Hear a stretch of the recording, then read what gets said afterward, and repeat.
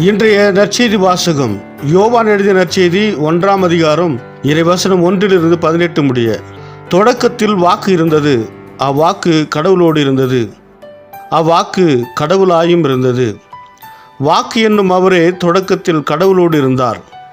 அனைத்தும் அவரால் உண்டாயின. உண்டானது எதுவும் அவரால் அன்றி உண்டாகவில்லை.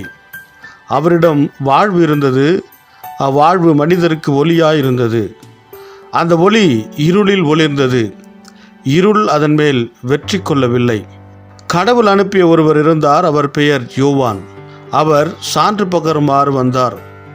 அனைவரும் தம் வழியாக நம்புமாறு அவர் ஒளியை குறித்து சான்று பகர்ந்தார்.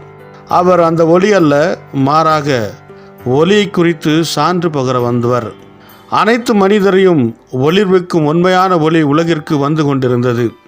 ஒளியான அவர் உலகில் இருந்தார். உலகு அவரால் தான் உண்டானது, ஆனால் உலகு அவரை அறிந்து கொள்ளவில்லை. அவர் தமக்குரியவர்களிடம் வந்தார், அவருக்குரியவர்கள் அவரை ஏற்றுக்கொள்ளவில்லை.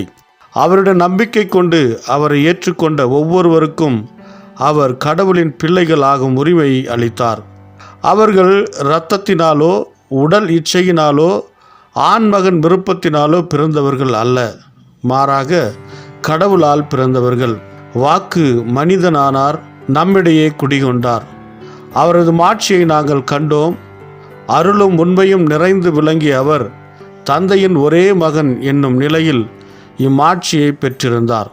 யோவான் அவரை குறித்து, எனக்கு பின் வரும் இவர் என்னை விட முன்னிடம் பெற்றவர், ஏனெனில் எனக்கு முன்பே இருந்தார் என்று நான் இவரை பற்றியே சொன்னேன் என உரத்த குரலில் சான்று பகர்ந்தார்.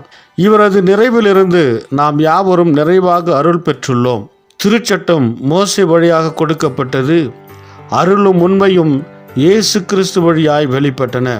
கடவுளை யாரும் என்றுமே கண்டதில்லை. தந்தையின் நெஞ்சத்திற்கு நெருக்கமானவரும் கடவுள் தன்மை கொண்டவருமான ஒரே மகனே அவரை வெளிப்படுத்தியுள்ளார். இது கிறிஸ்து வழங்கும் நற்செய்தி. கிறிஸ்துவே உமக்கு புகழ்.